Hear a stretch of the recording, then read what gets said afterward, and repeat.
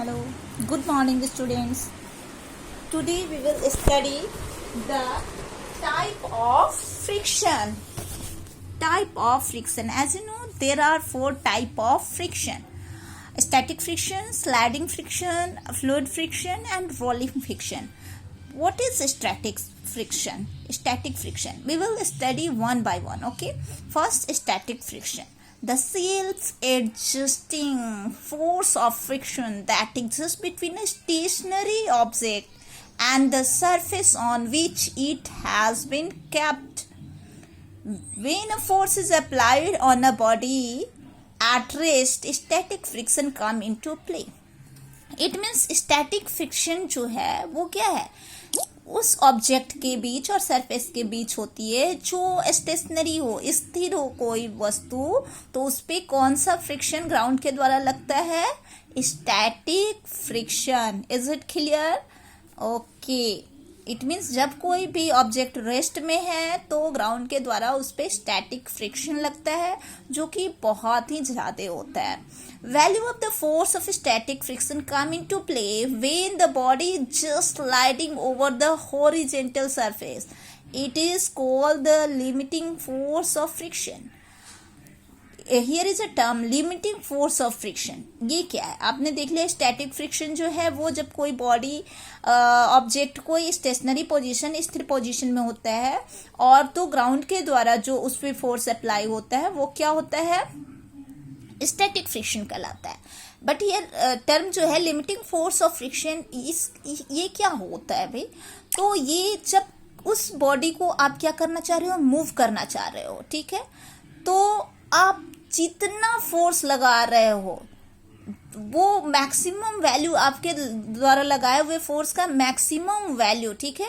The maximum value of the force of static friction comes into play when the body is just sliding. तो आप force लगा रहे हो और वो जस्ट स्लाइड ही करने वाला है, तो उस टाइम जो फ्रिक्शन फोर्स होगा सबसे मैक्सिमम होगा, ठीक है? वो सबसे मैक्सिमम स्टैटिक फ्रिक्शन होगा. उसके बाद से वहां अब स्टैटिक फ्रिक्शन रहेगा ही नहीं, वो स्लाइडिंग फ्रिक्शन में कन्वर्ट हो जाएगा, ठीक है? तो वहां मैक्सिमम वैल्यू जैसे ही वो स्लाइड करने लग जाता है ऑब्जेक्ट, तो समझो कि वहां अब स्लाइडिंग फ्रिक्शन हो गया. और स्लाइड करने से पहले स्लाइड करने वाले टाइम में जो मैक्सिमम फ्रिक्शन फोर्स लगता है वहीं क्या होता है? लिमिटिंग फोर्स ऑफ फ्रिक्शन कहलाता है, ठीक है? It means limiting force of friction is the maximum value of the force of static friction. Static friction का maximum force है, ठीक है? Comes into play when the body is just sliding over the horizontal surface. It is called the limiting force of friction. बहुत important है और बहुत लोग इसको नहीं समझ में पाते हैं, इसलिए आप इसे ध्यान से पढ़ोगे.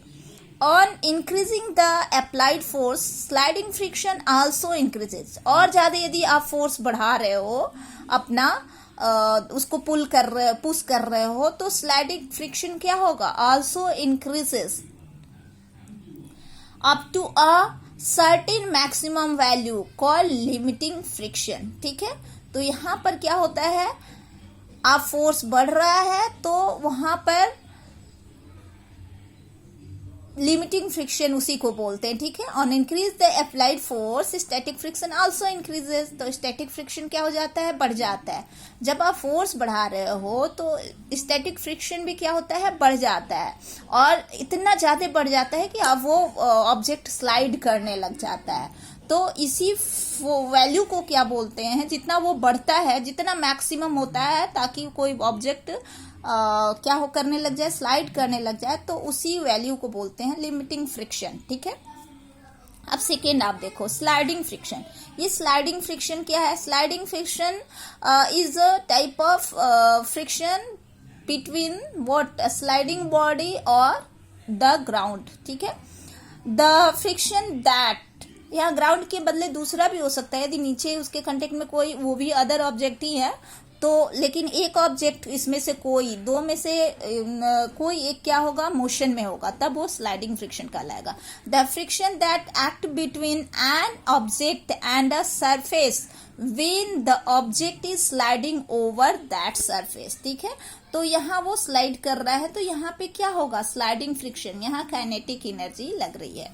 ओके, अब आप देखो, when the applied force is increased beyond the limiting friction, जो लिमिटिंग फ्रिक्शन है, जब तक कि वो वैल्यू मैक्सिमम फोर्स ग्राउंड के द्वारा लग रहा है ताकि वो ऑब्जेक्ट हिले ना, लेकिन जैसे ही उसके बियॉन्ड जाता है, उस फोर्स से ज्यादा जाता है, ठीक है, अप्लाइड फोर्स जो आप फोर्स लगा रहे हो उस स्टैटिक फ्रिक्शन के मैक्सिमम वैल्यू से यदि ज्यादा लगा दिए तो अब बॉडी क्या करने लग जाता है, स्लाइड करने लग जाता है।